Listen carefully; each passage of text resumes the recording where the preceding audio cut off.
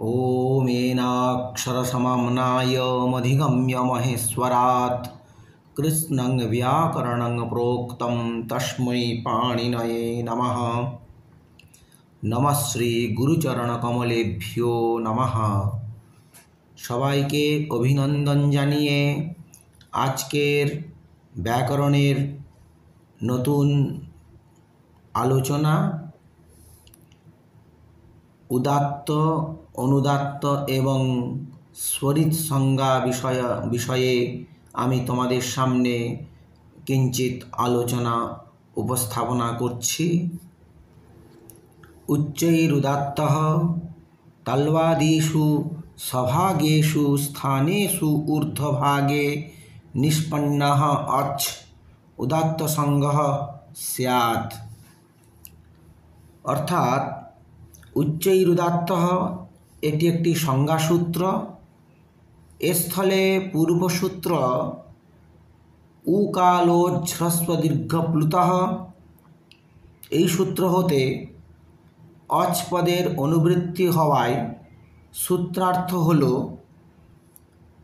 উচ্চারণ স্থানের ঊর্ধ্বভাগ হতে, আবার বলছি উচ্চারণ স্থানের তালবাদি, তালু, ওষ্ঠ, দন্ত, নাসিকা, কণ্ঠ, এই যে উচ্চারণ স্থানের ঊর্ধ্বভাগ হতে নিষ্পন্ন উচ্চারিত স্বর উদাত্ত সংজ্ঞক হয়ে থাকে।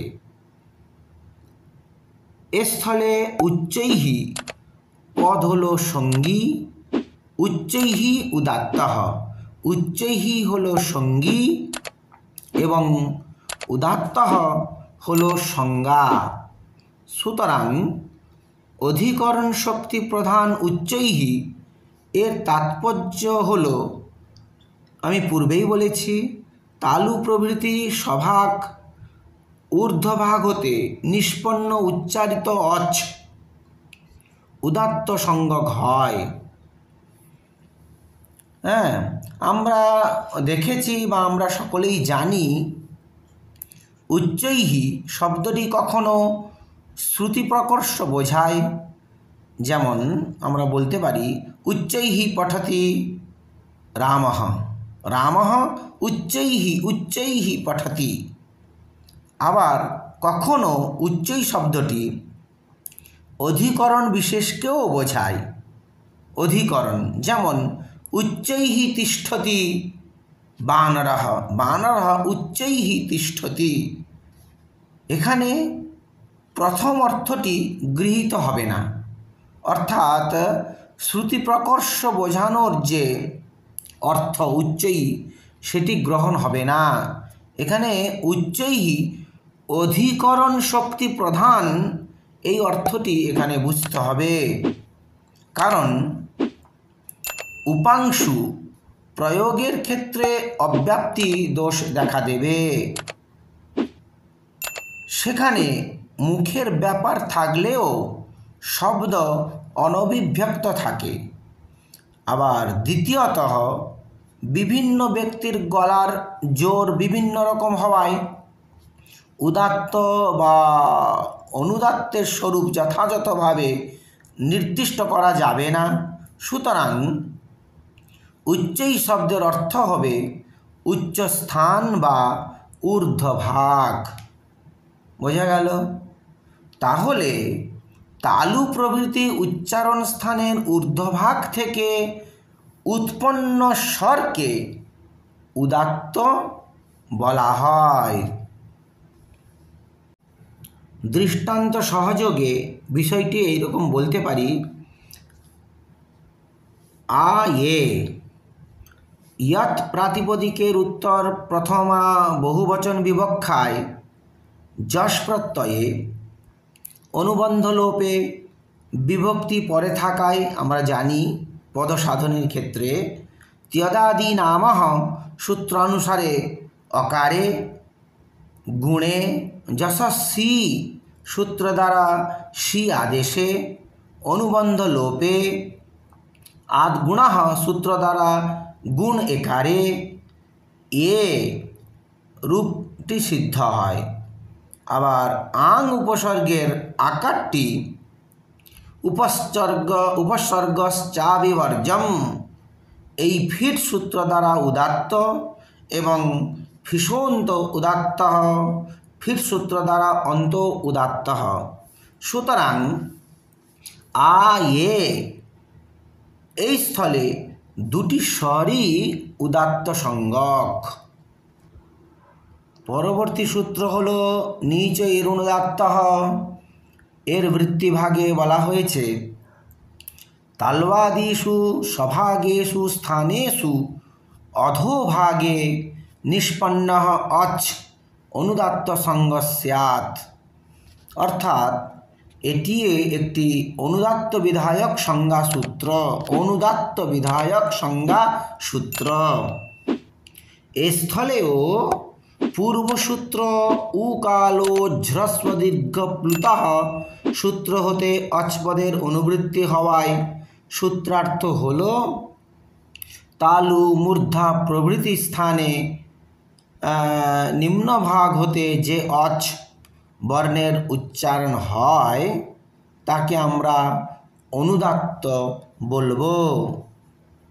সূত্রে নিচৈহি অধিকরণ শক্তি প্রধান অব্যয় পদটি হচ্ছে সঙ্গী এবং অনুদাত্ত এই প্রথমান্ত পদটি হল সংজ্ঞা। এটিও একটি দ্বিপদাত্মক সংজ্ঞাসূত্র। এর উদাহরণস্বরূপ বলতে পারি যথা দেবাসুরাহ। দেব ও অসুর শব্দের সমাস হলে সমাসস্য সূত্রানুসারে অন্তঃস্বর উদাত্ত হলে অন্তঃস্বরটি দেবাসুর এর যে রকারোত্তরবর্তী যকার সেটি সমাসস্য সূত্রানুসারে উদাত্ত, মানে উদাত্ত হওয়ায় অনুদাত্তং পদমেকবর্জম এই পরিভাষা সূত্রানুসারে অবশিষ্ট স্বর অনুদাত্ত হলে অন্ত অকার ব্যতীত পূর্ব তিনটি স্বরই অনুদাত্ত। সমাহারস্বরিতঃ উদাত্তত্ব অনুদাত্তত্বে বর্ণধর্মৌ সমাহ্রিয়েতে यस्मिन् सोच स्वरित संग स्यात् स नवविधोऽपि प्रत्येकम् अनुनासिकत्व अनुनासिकत्वाभ्याम द्विधा। অর্থাৎ এই সূত্রের দ্বারা অর্থাৎ সমাহার স্বরিত এই দ্বিপদাত্মক সূত্রের দ্বারা স্বরিত সংজ্ঞা করা হয়েছে। এটি একটি সংজ্ঞাসূত্র। সমাহার হল সঙ্গী এবং স্বরিতঃ হল সংজ্ঞা। এ স্থলেও পূর্বসূত্র উকালো ঝ্রস্বদীর্ঘ প্লুতঃ সূত্র হতে অচ এবং উচ্চৈরুদাত্ত সূত্র হতে উদাত্ত ও নিচৈরনুদাত্ত সূত্র হতে অনুদাত্ত পদ, এই তিনটি পদ অচ উদাত্ত অনুদাত্ত এই পদসমূহের অনুবৃত্তি হলে সূত্রার্থ হয় উদাত্ত অনুদাত্ত এই দুই স্বরে মিলন যে স্বরে বিদ্যমান তা স্বরিত সংজ্ঞক হয়। সমাহারঃ এর তাৎপর্য হল সমুচ্চয় তথা সমূহ অথবা একীকরণ। সমাহারঃ একীকরণম সমূহঃ।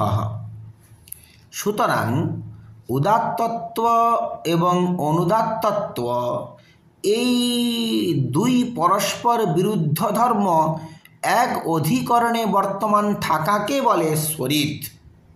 বোঝা গেল? অর্থাৎ উদাত্তত্ব ও অনুদাত্তত্ব এই দুইটি ধর্মে বর্ণধর্মের যে স্থলে সংমিশ্রণ থাকে সেই ধর্মদ্বয় বিশিষ্ট স্বরের নাম হচ্ছে স্বরিত স্বর। কিন্তু কতটা ভাগ উদাত্তত্ব ও কত ভাগে অনুদাত্তত্ব থাকে এর ব্যবস্থা করা হয়েছে স্বরিতে আদি অর্ধভাগে উদাত্তত্ব ও অবশিষ্ট অর্ধভাগে অনুদাত্তত্ব থাকে, কিন্তু শাখা অনুসারে এই উদাত্ত অনুদাত্ত স্বরিত, এটা তো বৈদিক প্রয়োগে দেখা যায়, এটা আমরা সকলেই জানি। লৌকিক প্রয়োগে উদাত্ত অনুদাত্ত স্বরিত আমরা দেখতে পাই না। সুতরাং শাখা অনুসারে, বেদের যে শাখা, বিভিন্ন শাখা, শাখা অনুসারে পৃথক পৃথক ব্যবস্থা আমরা দেখতে পাই। যেমন আমরা বহৃৎ শাখায় স্বরিতের আদি অর্ধভাগ উদাত্ত ও শেষ অর্ধভাগ অনুদাত্ত। তৈত্তিরীয় শাখায় স্বরিতের আদি অর্ধমাত্রা উদাত্ত ও অবশিষ্ট মাত্রা অনুদাত্ত, অর্থাৎ একমাত্রিক স্বরিতের ক্ষেত্রে আদি অর্ধমাত্রা উদাত্ত ও শেষ অর্ধমাত্রা অনুদাত্ত। দ্বিমাত্রিক স্বরিতের ক্ষেত্রে আদি একমাত্রা উদাত্ত ও শেষ একমাত্রা অনুদাত্ত। ত্রিমাত্রিক স্বরিতের আদি দেড় মাত্রা উদাত্ত ও শেষ অবশিষ্ট যে দেড় মাত্রা অনুদাত্ত, এটা বুঝতে হবে। সুতরাং আমি একটা স্পষ্ট উদাহরণ দিয়ে স্পষ্ট করে বোঝানোর চেষ্টা করি কোথায় স্বরিত স্বরটি দেখা যায়। যেমন উদাহরণ দিতে পারি কুয়। কুয় এই শব্দটি, কয় ব কুয়, কিমোত সূত্র দ্বারা কিম শব্দের উত্তর অথ প্রত্যয়ে, কোয়াতি সূত্র দ্বারা কুয় আদেশে কুয় প্লাস অ, এইরূপ অবস্থায় অত গুণে সূত্র দ্বারা পররূপ একাদেশে কুয় রূপটি সিদ্ধ হয়। এইসব উদাহরণে তিত স্বরিতম সূত্র দ্বারা স্বরিতস্বর হয়ে থাকে। সুতরাং উদাত্ত, অনুদাত্ত ও স্বরিতস্বরের প্রয়োগ কেবলমাত্র বৈদিক মন্ত্রেই দেখা যায়। আমি এটা পূর্বেই উল্লেখ করেছি, বৈদিক মন্ত্রে উদাত্ত অনুদাত্ত স্বরিত দেখা যায়। স্বর চিহ্ন সহযোগে স্বরজ্ঞান হয়ে থাকে। স্বর আমরা যখন বেদ পাঠ করি, যেমন হরিহি ওম গণান্ত্বা গণপতিগ্ং হবামহে প্রিয়ানান্ত্বা প্রেয়পতিগ্ং হবামহে নিধীনান্ত্বা নিধিপতিগ্ং হবামহে বসো মম। এখানে লক্ষ্য করলে দেখতে পাচ্ছি গণানান্ত্বা গণপতিগ্ং, গয়ে নিচে অনুদাত্ত, গণা নায়ে কিছু নেই উদাত্ত, আর নান্তোয়ার যে না স্বরিত। আরেকটি ছোট্ট উদাহরণ দিই, অগ্নিনা। উদাত্ত চিহ্ন রহিত, অনুদাত্তের নিচে তির্যক চিহ্ন এবং স্বরিতের উপর চিহ্ন দেখা যায়। ছোট্ট একটা উদাহরণ দিই, অগ্নিনা, অয়ের নিচে অনুদাত্ত, গ্নিতে কিছু নেই মানে সেটা উদাত্ত, না উপরে চিহ্ন থাকায় সেটি হচ্ছে স্বরিত। এই অগ্নিনা কিভাবে তৈরি হলো স্বর সংযোগ আমি তোমাদের সামনে বলার চেষ্টা করছি। গত্যর্থক অগিধাতুর ইকার লোপে নুম আগম, অনুবন্ধ লোপ, অগ্নের নলোপশ্চ, এই সূত্র দ্বারা যুগপৎ নিপ্রত্যয় ও নলোপ, ধাতোঃ সূত্র দ্বারা অন্তোদাত্ত এবং আদ্যুদাত্তশ্চ সূত্র দ্বারা প্রত্যয়ের আদ্যুদাত্ত প্রাপ্তিতে সতিশিষ্ট স্বর বলিয়ান। এই ন্যায়ের দ্বারা প্রত্যয়ের উদাত্তত্বে অনুদাত্তং পদমেকবর্জম। এই পরিভাষা সূত্র অনুসারে ধাতুর অকারের অনুদাত্ত হওয়ায় অগ্নি এইরূপ প্রাতিপদিকের উত্তর তৃতীয়ার একবচনে টা বিভক্তিতে না আদেশে অনুদাত্তৌ সুপ্পিদৌ সূত্র দ্বারা অনুদাত্ত স্বরে অগ্নি না এইরূপ অবস্থায় উদাত্তাৎ অনুদাত্তস্য স্বরিতঃ সূত্র দ্বারা নায়ের স্বরিত হয়। সুতরাং অগ্নি না পদে অ অনুদাত্ত, গ্নি উদাত্ত এবং না স্বরিত স্বরবিশিষ্ট। সুতরাং হর্ষের উদাত্ত অনুদাত্ত স্বরিত, দীর্ঘের উদাত্ত অনুদাত্ত স্বরিত এবং প্লুতের উদাত্ত অনুদাত্ত স্বরিত ভেদে অজ বর্ণের প্রত্যেকের 9 প্রকার ভেদ রয়েছে। এই নববিধ ভেদের আবার অনুনাসিক অননুনাসিক ভেদে 2 প্রকার ভেদ হয়ে থাকে। অর্থাৎ স্বরের প্রথমত 3টি ভেদ, হ্রস্ব দীর্ঘ প্লুত। এই 3 ভেদের প্রত্যেকের 3টি করে ভেদ, উদাত্ত অনুদাত্ত এবং স্বরিত। উদাত্তাদি নববিধের প্রত্যেকের 2টি করে ভেদ, অনুনাসিক ও অননুনাসিক। সুতরাং স্বরের 18 প্রকার ভেদ দেখা যায়। এখানে একটি কথা উঠে এলো, অনুনাসিক। অনুনাসিকটি কি? এর উত্তর ভগবান পাণিনি তার মুখনাসিকা বচনোনুনাসিক সূত্রে আলোচনা করেছেন। আমি এর পরবর্তী ভিডিও তোমাদের সামনে আমি অনুনাসিক সম্বন্ধে বিস্তর আলোচনা করব। সকলেই ভালো থাকো। নমস্কার।